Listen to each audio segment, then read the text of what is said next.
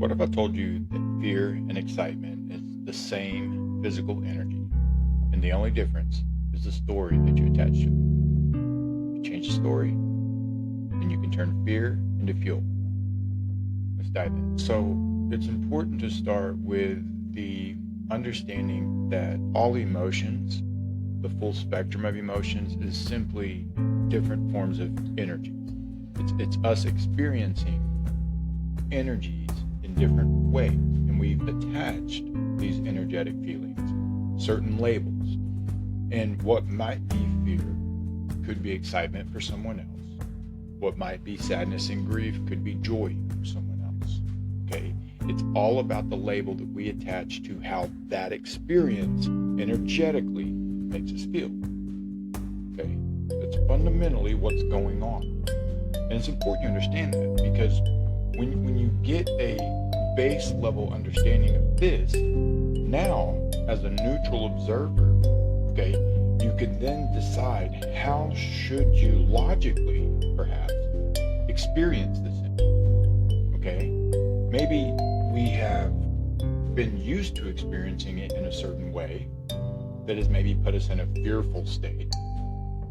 But when you, from a neutral perspective, just feel the energy, look at the situation for truly what it is, and decide, does it serve you best to be fearful in this moment, or would it perhaps serve you better to approach it from an excited perspective? Okay? You get to decide. And then be comfortable with whatever you choose. So, fear and excitement, they're often really on par with each other in situations such as going on a job interview, okay, going on a first date, finding a fortress in your hardcore world. It's a excited state, emotional, energetic state that could be fearful very quickly, or you could decide that this is something that's exciting. Now, I've talked in previous videos how when we make these choices and we decide truly what's best for us in a moment, we've got to then have no attachment on the outcome. So when you decide to be excited in moments where you could otherwise be fearful, then it's okay in the end if things don't maybe go your way. If you don't get the job, if you don't go on a second date, or if you die immediately to a wither skeleton. You've just got to accept that as a potential outcome, but be excited about having experienced what you did. Now, next time you can build on this. Now you've got this positive, energetic momentum going. Whereas if you go through those same scenarios and you then choose to be fearful of it, and then really upset whenever things maybe don't go your way, okay, now you're going to have a negative energetic momentum going, because we're always creating momentum. It's just, are we consciously creating positive momentum, which is going back to my message about those in the moment to moment decisions, just simply choosing what serves you best, what makes most logical sense, being really comfortable with those decisions, versus what happens more unconsciously, I believe, more often than not, is that we make these decisions that really don't serve us best because we're being pressured, we're forced, we're manipulated into it. And we're doing it over and over and over again, but it just creates this negative momentum in our life. And we don't know really how to break out of it. Well, I'm trying to empower you to do that. I'm trying to give you the tools, and it's simply knowing that you're in control. Remember, fear is energy.